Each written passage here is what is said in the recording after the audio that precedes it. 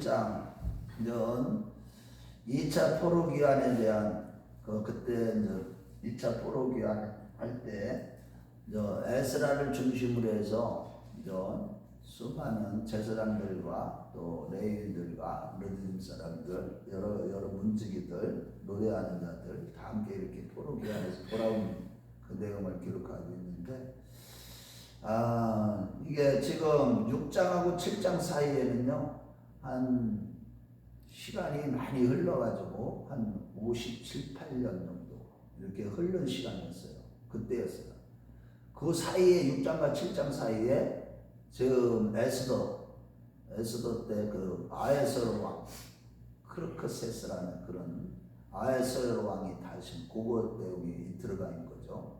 그러니까 지금 516년에 이제 6장에 가면 516년 다리오 왕 2세 때 성전을 재건해갖고 4년 뒤인 516년 그때 성전이 다 재건되고 하나님 앞에 봉헌식을 마치고 난 이후에 그때 그 이후서부터 지금 이제 7장 사이까지가 약 57, 8년 되는 거예요. 그러니까 458년에 기원전 458년에 이 에스라를 중심으로 해서 2차 포로기한이 이루어진 겁니다. 그런데 그때 2차 포로기한이 이루어질 때에 그때에 누구를 중심으로 했느냐? 학자 겸 제사장 겸 학사라고도 할 수 있어요. 이게 소페르라는 단어인데 이거 굉장히 중요한 단어인데 이게 서기관, 기록자, 또 비서 이런 뜻. 그러니까 이제 요시아 왕 때 대표적인 이 비서 역할을 하는 사람들이 서기관, 사반이죠. 왕의 비서 같은 그런 역할을 했던 사람이고 이 사람은 지식이 많은 사람이에요. 율법에 대한 지식이 많은 사람이고 그러면서도 또한 제사장의 가문이요 자손이었다는 거예요. 아론의 자손이었다는 것을 기록하고 있는 내용이고 그를 통해서 하나님께서 어떻게 역사했느냐 그때 아닥사스다 왕이 통치할 때인데 그때 아닥사스다 왕의 마음에 하나님께서 감동을 주셔가지고 고레스에게 왕에게 감동을 주셔서 1차 포로기한을 이루어졌던 것처럼 이 아닥사스다 왕의 마음에 이 감동 주시고 또 에스라의 위에 하나님의 손이 함께 하심으로 2차 포로기한이 이루어진 것에 대해서 기록한 내용입니다. 여기에 보면 먼저 1절부터 여기 보면 6절까지 보면은 이 에스라에 대한 족보가 이렇게 나오고 있어요. 그 어떤 한 개인에게 족보가 나온다는 것은 그만큼 성경적으로 아주 중요한 인물 가운데 한 사람이라는 것을 보여주고 있는 내용이에요. 그런데 여기에 보면은 사독 계열의 즉 아닥사스다 제사장 그 계열의 그런 자손으로 태어난 자가 누구냐면 에스라예요. 제사장. 그런데 여기 보면은 특별히 여기 보면 2절 말씀에 사독의 오대손이요. 이 사독이라는 말은 이게 무슨 뜻이냐면 다른 것보다도 의로운 사람이다. 그 왜 사독 계열의 제사장 원래는 다윗 때는 어떻게 했어요? 아비아달이었죠. 아비아달의 제사장이었었죠. 그런데 아비아달이 아도니아와 함께 어떻게 했어요? 솔로몬을 다윗 왕을 배신한 거죠. 그 바람에 아비아달이 이제 죽게 되고 나서 사독 계열의 의로운 사독 계열의 이제 제사장들이 이제 에스겔서에 보면 40몇 장 끝까지 이렇게 충성한 그런 내용들을 기록하고 있어요. 그런데 그 사독 계열이면서도 또 그 16대 손 그러니까 아론의 16대 자손으로 이 에스라가 이렇게 태어난 것이죠. 이런 에스라에 대한 이런 족보를 이렇게 기록하고 난 다음에 그 에스라가 바벨론으로부터 이렇게 올라왔다. 그런데 그때에 하나님의 도우심을 입음으로 왕에게 구하는 것을 다 받았다. 그만큼 이 에스라는 포로 생활하면서 다니엘처럼 또 느헤미야처럼 이 수많은 그 포로 생활 가운데서도 은혜를 왕에게 신임을 그렇게 받는. 그러니까 하나님의 사람들은요 어디를 가든지 어떤 상황이든 어떤 문제를 만나든지 항상 모든 사람들에게 정직하고 진실하게 살아가기 때문에 항상 신임을 받게 돼 있어요. 그 정도로 정치적으로도 이 아닥사스다 왕의 신임을 받고 있었다는 뜻이에요. 이 에스라가 이렇게 하나님이 함께 하시니까 항상 하나님의 말씀을 가지고 지키는 그런 사람들, 이런 사람들과 하나님은 함께 하시는 거예요. 항상 마음에 하나님의 말씀이 늘 가득하고 하나님의 명령을 떠나지 아니하고 내가 그의 입술의 명령을 어기지 아니하고 일정한 음식보다도 그의 말씀을 더 귀하게 여겼도다. 누가 그랬어요? 욥기가 그랬죠. 욥기 23장 12절. 욥이 그랬잖아요.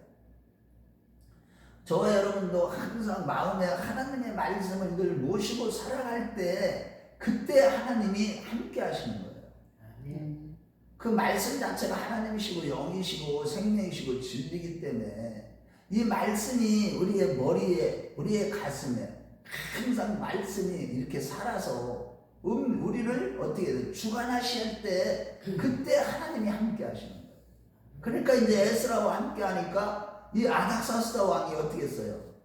이게 하나님 왕이 이게 구하는 것마다 다 줄 정도로 그 정도로 신임을 얻고 있었다는 뜻이에요. 그랬는데 이 아닥사스다 왕 이제 7년쯤에 이제 이스라엘 자손들 중에서 누구든지 이 에스라와 함께 이 고향 이제 이스라엘로 예루살렘으로 돌아가고자 하는다. 다 돌아갈 수 있도록 이제 조서를 내려서 허가를 합니다. 그뿐만 아니라 이 에스라를 중심으로 해서 이 바벨론에서 바벨론 포로 생활에서 귀환할 때 2차 귀환할 때 필요한 모든 것을 다 가져가도록 허락을 하는데 그 이유는 뭐냐면 그들이 가서 뭐를 하기 위해서 하나님을 섬기기 위해서 여호와 하나님을 잘 섬기게 하기 위해서 그들이 원하는 것은 다 주게 만듭니다. 그뿐만 아니라 사람들까지도 이렇게 함께 보내게 받게 됩니다.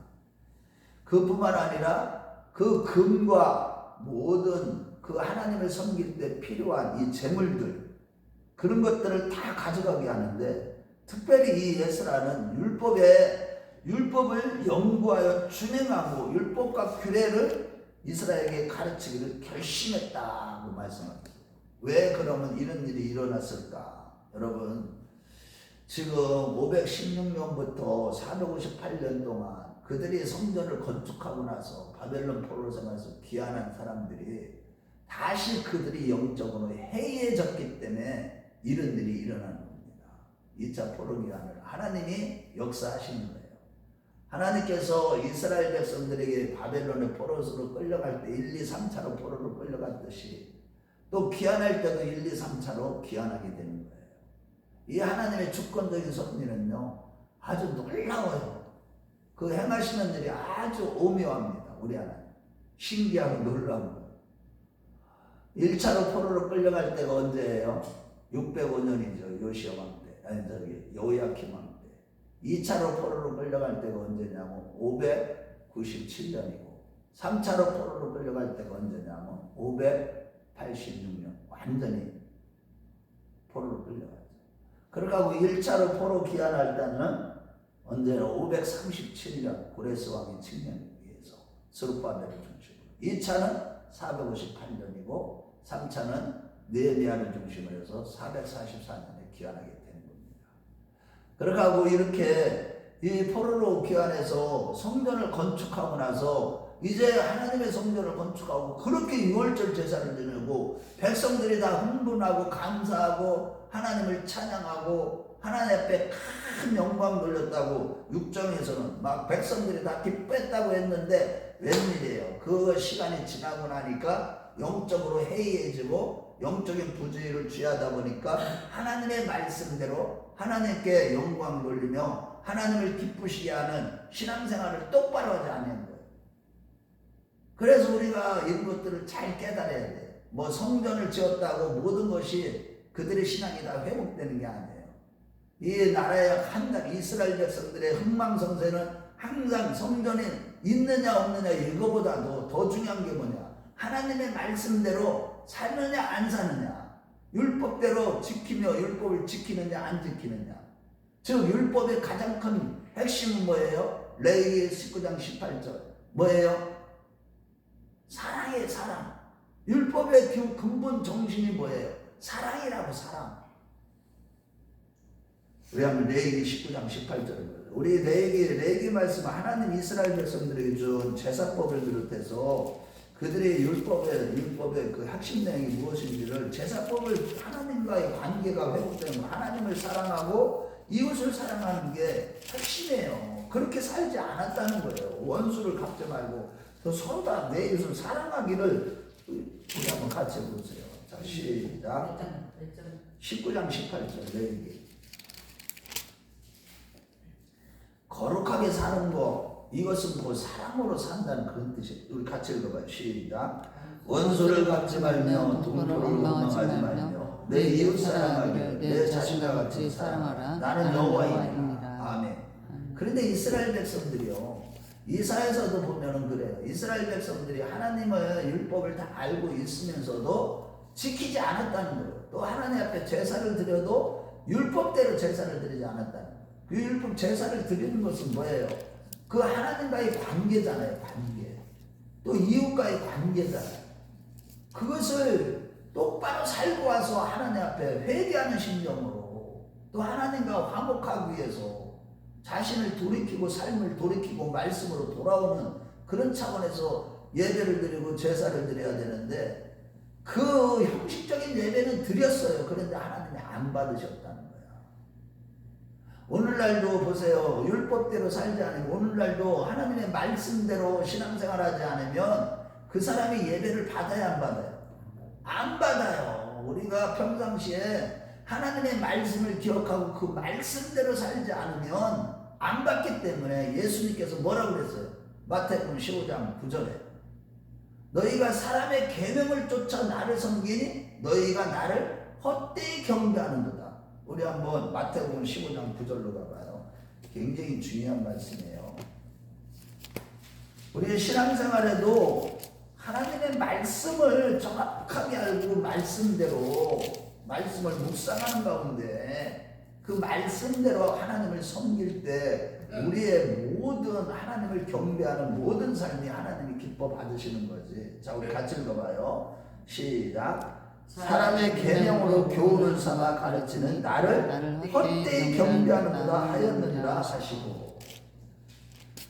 이게 이제 다 예수님께서 지금 레위기 말씀이나 이사야서 말씀 그런 걸 다 갈고 지금 이런 얘기하는 거예요. 그들은 하나님이 말씀을 다 주셨는데도 말씀대로 살지 않아. 하나님의 택한 백성이라고 하면서도 외식만 하고 있는 거야. 형식적으로 하나님을 섬기고 있는 거야.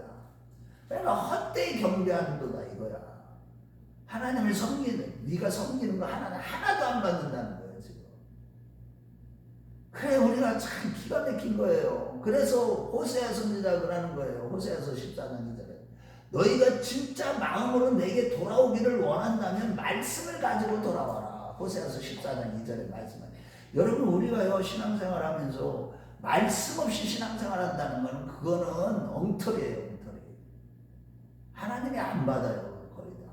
그렇게 하고요, 말씀을 가까이 하지 않으면 그 말씀을 지킬 수가 없기 때문에, 하나님의 말씀이 내게 심히 가까워 내 입에 있고 내 마음에 있으면 내가 일을 행할 수 있는 거야. 말씀이 입에서 읊조리고 항상 마음의 말씀이 살아서 움직이고 내가 무엇을 하든지 말씀이 나를 인도하시는 그런 삶을 살아가야 되는데 그게 없는 거야. 오늘날 보세요. 말씀 배우는 걸 그렇게 싫어해요. 그냥 뭐 신비한 것만 보면 아멘은 잘해요. 신비하고 간증 같은 거, 누가 성공했다, 뭐 출세했다, 하나님이 복을 주셨다, 이런 거에는 아멘을 기복적이에요. 전부 다. 그런데 십자가의 도에 대한 말씀, 하나님에 대한 사랑, 이웃사랑, 복음의 말씀을 선포되면 그거는 다 뻔히 아는 일인데 사람이 그걸 어떻게 그렇게 할 수, 이렇게 하고 말아버려요. 이게 지금 우리 아버지 하나님 마음을 슬프게 하는 거예요. 우리는 정말로 말씀대로 복음으로 살아가야 돼요. 아멘. 복음이 뭔지를 알아야 돼요. 내가 손해보고 진짜 그런 말씀 전하는 게 쉽지는 않아요. 오늘날 죄종들이 힘든 건 알아요. 왜? 모든 성도들이, 대부분 신자들이 그런 말씀을 원하지 않거든요. 늘 위로받기만 원하지. 교회 와서 위로받는 설교만 해주세요. 뭐 때리는 설교하지. 때리긴 뭘 때려. 그냥 하나님의 말씀을 선포하는 건데 때린다고 생각하는 거야. 그런 얘기들을 얼마나 잘하는지 몰라. 참 기가 막혀요. 그래서 이제 이 학사 겸 제사장 이 에스라가 마음에 정말로 하나님의 손이 자기 위에 함께하기 때문에 이제 마지막 절에 23절인가 49절이고 그 말씀이 나오잖아요. 28절인가 7절인가 어디 하나님의 손이 자기와 함께했다고 그랬잖아요. 어디에 있어요? 우리 28절 마지막 절 한번 읽어봐요. 시작. 또 나는 왕과 그의 보좌관들 앞과 왕의 권세에 있는 모든 방백이 앞에서 은혜를 얻게 하셨도다. 내 하나님 여호와의 손이 내 위에 있으므로 내가 힘을 얻어 이스라엘 중에서 우두머리를 나와 함께 올라오게 하셨느니라 하였노라. 여호와의 손이 내 위에 있었다. 그것도 자기 자신이 느끼는 거예요. 에스라는. 왜? 영감으로 충만한 거야. 주의 종들은 진짜 영적인 지도자들은요, 하나님이 내 위에, 하나님의 손이 내 위에 있다는 거, 이거를 이게 간섭하심을 느껴야 돼요. 그거를 깨닫지 않으면 하나님 앞에 우리가 어떻게 돼요? 묻고 듣는 기도를 해야 할 때 그런 사람들이 진짜 지도자가 되는 거예요. 하나님의 말씀을 받아서 하나님이 감동 주시는 대로 성령이 나타나는 능력으로 복음을 전해야 돼요. 사도 바울처럼. 주의 종들이 그런 자세가 돼야 돼요. 에스라 같이. 그래고 그렇게 하고 항상 성경을 어떻게 했댔잖아요. 늘 연구했대요. 우리 10절 한번 읽어봐요. 시작. 에스라가 여호와의 율법을 연구하여 준행하며 율례와 규례를 이스라엘에게 가르치기를 결심하였었더라. 그러니까 이런 마음 자세가 있을 때 항상 성경을 연구하고 있는, 성경을 항상 읽고 듣고 지키는, 이것이 복 있는 자의 모습이고, 이런 자들이 하나님이 쓰시는 지도자가 되는 거예요. 하나님은요 그냥 대충 뭐 능력자 갖고 이렇게 쓰는 게 아니에요. 복음이 있는 사람을 통해서 하나님은 주의 종으로 부르시는 거예요. 그런 자들이 너무나 적다는 거예요. 오늘날 그게 문제죠. 자, 그러가고 여기에 하나님이 역사하시니까 이제 돕는, 어떻게 아닥사스 왕의 조서가 이제 11절부터 24절까지 어떻게 쓰여졌는지, 이거 보면 내용들은 한마디로 얘기해서 여기에 보면 그 두려운 거예요. 이분은 먼저 아닥사스 때에도 하나님이요 마음을 움직였는데, 야, 여호와 하나님 그 하나님 잘못 건드렸다가는 우리가 망하는구나. 그것을 아는 거야. 23절 한번 읽어봐요. 자, 시작. 무릇 하늘의 하나님의 전을 위하여 하늘의 하나님을 명령하신 것은 상가하라. 어찌하여 진노가 왕과 왕자의 날에 임하게 하냐. 하나님 여호와 하나님한테 잘못 보였다가 자기들은 하나님 섬기지, 여호와 하나님 섬기지는 않지만 우리에게 이런 진노가 임할 수도 있다. 그 하나님이 다 세상에서 주관하는 줄을 알았던 거야. 이게 참 대단한 겁니다. 우리 하나님은요, 그래서 우리 저 자절을 보세요. 불신자들의 마음까지도 움직여서 우리가 하나님 앞에 올바로 살아가기만 하면요, 하나님이 우리의 신앙생활을 듣고 하나님을 우리를 이렇게 세워나가시는데, 심지어는 이방인들, 믿지 않는 자들의 마음까지 움직여가지고 듣잖아요.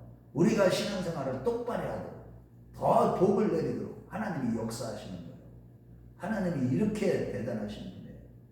우리가 여러분들이 오늘 이런 말씀들을 보면서 그런데다가 세금도 면제해 주지, 달라는 거 다 주지. 금 100달란트는 한 달란트에 37kg예요. 100달란트는 뭐였어요? 3,700kg. 4톤이 되는 금까지도.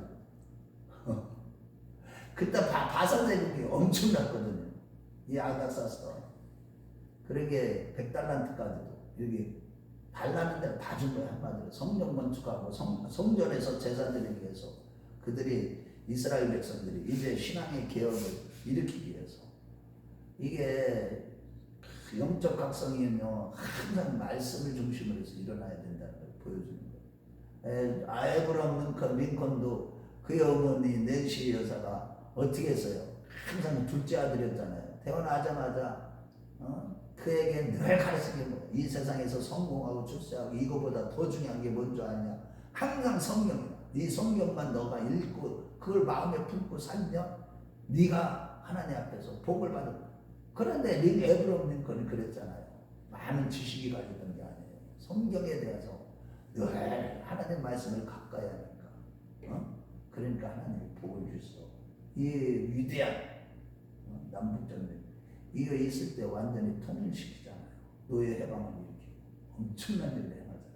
저 여러분도 항상 말씀과 동행하는 그런 하나님이 함께하는 자들이 다 되시길 주의 이름으로 축원합니다.